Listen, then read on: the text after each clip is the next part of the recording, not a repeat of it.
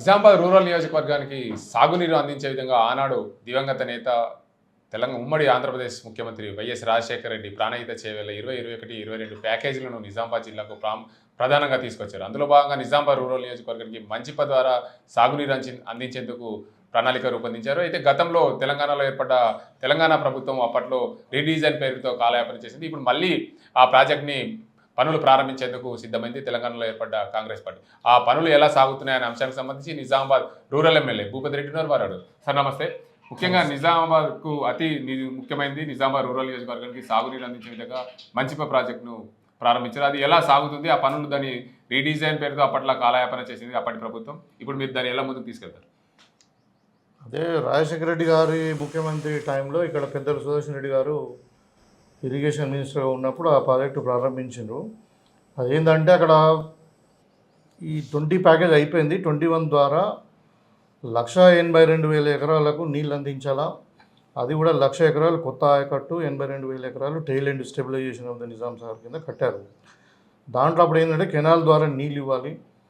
ఆ కట్ట కొంచెం 2 చెరువులను లింక్ చేయాలి. కొండెం చెరువు తర్వాత మంచిప పెద్ద చెరువును లింక్ చేసి అక్కడ నుండి లింక్ చేసి తీసుకొని వెళ్ళాలని ప్రాజెక్టు.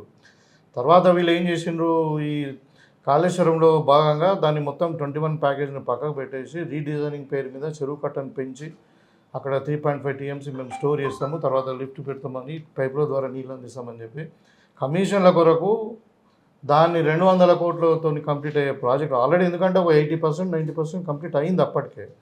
సో ఇంకొక 200 కోట్లు లేదు, 250 కోట్లు పెడితే అయిపోయే ప్రాజెక్టును రీడిజైన్ పేరు మీద 3,000 కోట్లకు ఎస్కలేషన్ పెట్టింది, దాని కాస్ట్ పెంచి.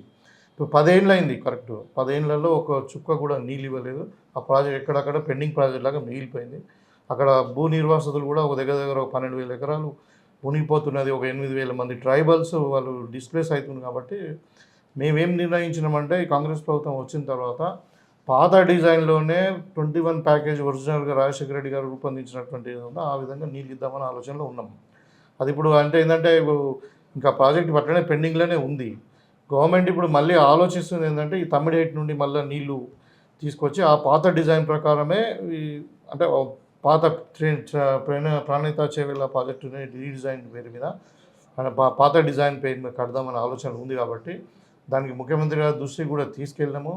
వారు సీరియస్గా ఈ ప్రాజెక్టును పెండింగ్ ప్రాజెక్టుగా ఉండకుండా మొత్తం రైతులు ఖచ్చితంగా నీరు అందించాలనే ఉద్దేశంతో వాళ్ళు ఉన్నారు. ఇప్పుడు త్వరలోనే మేము ఈవెన్ శ్రీరామ్ వెద్రే గారు మన CWC అంటే సెంట్రల్ వాటర్ కమిషన్ మన సెంట్రల్ అడ్వైజర్ ఆయనను కూడా మేము కన్సల్ట్ చేయడం జరిగింది. ఆయన కూడా ఒకసారి వచ్చి విజిట్ చేసిన తర్వాత ఈ ప్రాజెక్టును మనము ఎట్లా వయబుల్ చేయాలి, తక్కువ ఖర్చులో ఎట్లా రైతులకు నీళ్ళు ఇవ్వాలన్న ఆలోచనలో ఉంది. కొంచెం టైం పడుతుండొచ్చు కానీ ఖచ్చితంగా 1-2 ఇయర్స్లో ఈ ప్రాజెక్టు 100% కంప్లీట్ చేస్తాం.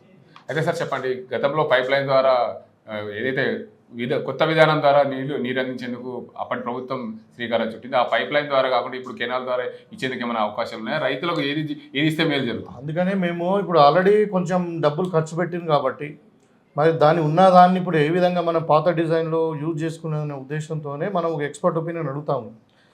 వెదిరే శ్రీరామ్ గారు వచ్చిన తర్వాత మరి అది ఉన్న పైప్ లైన్ వాడుకోవడమా లేదంటే కొత్త కెనాల్స్ అవి వాడుకోవడమా, నీళ్ళు అందించడం అన్నది లక్ష్యం.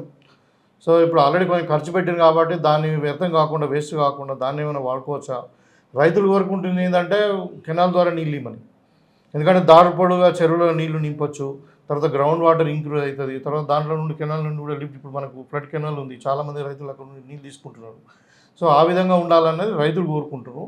కానీ అది ఇప్పుడు కొంచెం ఖర్చు పెట్టారు డబ్బులు, దాన్ని ఏ విధంగా యూజ్ చేయాలన్నది ఎక్స్పర్ట్ ఒపీనియన్ తీసుకున్న తర్వాత నిర్ణయిస్తాం. అయితే కొత్త కెనాల్స్ ఏమైనా తీసే అవకాశాలు ఉంటాయి, భూసేకరణ చేసే అవకాశం, పాత కెనాల్స్ ఉపయోగించాలి? అదే పాత కెనాల్ అంటే ఇప్పుడు మనకు కొత్తగా ఆయకట్టు రావాలంటే కెనాల్ తవ్వాల్సిందే కదా. అదే ఇప్పుడు ఈ పైపుల ద్వారా ఇద్దామా కెనాల్ ద్వారా ఇద్దామా అన్న దాని మీద ఏది వయబుల్, ఇప్పుడు వాళ్ళు పెట్టిన ఖర్చు ఎంత, ఎక్కడెక్కడ ఏమేమి ఉంది, దానికి మనం ఎక్స్పర్ట్ ఒపీనియన్ అడుగుతున్నాం.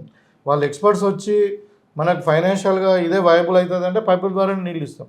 లేదు మనకు అది సాధ్యం కాదు, మనకు పాసిబుల్ కాదు, ఇంకా ఖర్చు ఎక్కువ అవుతుంది, మనం కెనాల్ ద్వారా ఇవ్వమంటే కెనాల్ ద్వారా ఇస్తాం. అది కొంచెం ఒపీనియన్ కొరకు చూస్తున్నాం. మీరేమన్నా ఆయకట్టు ఇంకా పెరిగే అవకాశం ఉందా మీ డిజైన్ ప్రకారం, పాత డిజైన్ ప్రకారం?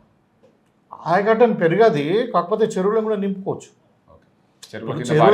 చెరువులకు ఆల్రెడీ ఒక అష్యూడ్ ఆయకట్టు ఉంటుంది. అయితే ఏంటంటే ఇప్పుడు చెరువులకు వానలు పడి మధ్య వర్షాకాలం అయ్యేంత వరకు కూడా చెరువులకు నీళ్లు రాకపోవచ్చు. ఈ ప్రాజెక్ట్ ద్వారా ఏంటంటే మన చెరువులోకి నీళ్ళు నింపుకోవచ్చు. అక్కడ కూడా దాంతో ఏంటంటే ఎల్రీగా క్రాప్ వేస్తారు, మనకు తుక్కలు పోయారు. పోయడం కానీ వరి నాట్లు కూడా సకాలంలో పడడానికి అవకాశం ఉంటుంది అన్నమాట. సో చెరువులు నింపాలి, గ్రౌండ్ వాటర్ కూడా పెంచాలి అన్నదే ఉద్దేశం. చివరిగా ఈ మంచిపా ప్రాంత ప్రజలకు అసలు ఆ ప్రాంతంలో ఎన్నో రోజులుగా ఉద్యమాలు చేశారు. మీరు పాత డిజైన్ ప్రకారం చేయడం వల్ల ఎన్నికల్లో ఇచ్చిన హామీ మీ కళ్ళ నెరవేరుతుంది. తప్పకుండా అక్కడ ఒక గుంట భూమి కూడా పోకుండా, ఒక హౌస్ కూడా డిస్ప్లేస్ కాకుండా, రీలొకేట్ కాకుండా మేము అక్కడ పాత డిజైన్ ప్రకారమే కడతాం. దానికి ముఖ్యమంత్రి గారు కూడా ఒప్పుకున్నారు. అయితే కెనాల్ ద్వారా ఇస్తామా, పైపుల ద్వారా ఇస్తామా, ఎందుకంటే పైపుల ద్వారా ఆల్రెడీ కొన్ని ఖర్చు పెట్టిండ్రు, వాళ్ళకు 700 కోట్లు పెట్టిండ్రు. ఇక కమిషన్ల కొరకు పెట్టిండ్రా మరి అది నాణ్యం లోపత ఉన్నది కూడా, కానీ అది ఎట్లా ఫీజిబుల్ అవుతుంది ఎక్స్పర్ట్ ఒపీనియన్ తర్వాత గవర్నమెంట్ ఒక డిసిషన్ తీసుకుంటుంది. కాకపోతే అది పెండింగ్ ప్రాజెక్ట్ లాగానే ఉండదు, ఖచ్చితంగా అతి త్వరలోనే 1-2 ఇయర్స్లోనే దాన్ని కంప్లీట్ చేస్తాం. గుంటకు రూరల్లో నీళ్ళు ఇస్తాం. Okay, thank you. మొత్తంగా చూసుకోవచ్చు, నిజామాబాద్ రూరల్ నియోజకవర్గానికి ముఖ్యంగా ఏదైతే ఈ మంచిపా ప్రాజెక్టు ఉందో దాని ద్వారా ప్రతి గుంటకు నీరు అందిస్తాం. గతంలో రాజశేఖర్ రెడ్డి తమిడి నుండి ప్రాణహిత చేవెళ్ళ ఏదైతే డిజైన్ చేశారో ఆ డిజైన్ ప్రకారమే నిజామాబాద్ రూరల్ నియోజకవర్గానికి 2021-22 ప్రాజెక్టుల ద్వారా ఇదే మూర్తిగా ఉమ్మడి నిజామాబాద్ జిల్లాకు సాగునీరు అందించే విధంగా పూర్తి ప్రయత్నాలు సాగుతున్నాయి. త్వరలోనే ఆ ప్రాజెక్టు పూర్తి చేస్తాం. 2 సంవత్సరాల లోపల ప్రతి రైతుకు ప్రతి గుంటకు సాగునీరు అందించే విధంగా ప్రయత్నాలు సాగుతాయి. అదేవిధంగా కెనాల్ ద్వారా ఇవ్వాలన్నా, గతంలో వేసిన పైప్ లైన్ ద్వారా ఇవ్వాలనేది కేంద్ర వారికి నీటి సాగుకు సంబంధించి దానికి సంబంధించి అడ్వైజ్ ఉంటారు. ఆ అడ్వైజ్ చేసుకొని మేము పూర్తి స్థాయిలో నీరు అందించే విధంగా ప్రయత్నాలు సాగిస్తున్నాం. ఖచ్చితంగా నిజామాబాద్ రూరల్ నియోజకవర్గం ప్రతి గుంటకు నీరు అందిస్తామని చెప్తున్నారు నిజామాబాద్ రూరల్ ఎమ్మెల్యే భూపతి రెడ్డి. ఇది ఇక్కడ పరిస్థితి. కెమెరా సాజింతో గంగారెడ్డి, RTV నిజామాబాద్. మరిన్ని వీడియోస్ కోసం ఛానల్ ని సబ్స్క్రైబ్ చేయండి, లేటెస్ట్ అప్డేట్స్ కోసం వాట్సాప్ ఛానల్ ని ఫాలో చేయండి అండ్ లింక్ డిస్క్రిప్షన్ లో ఉంది.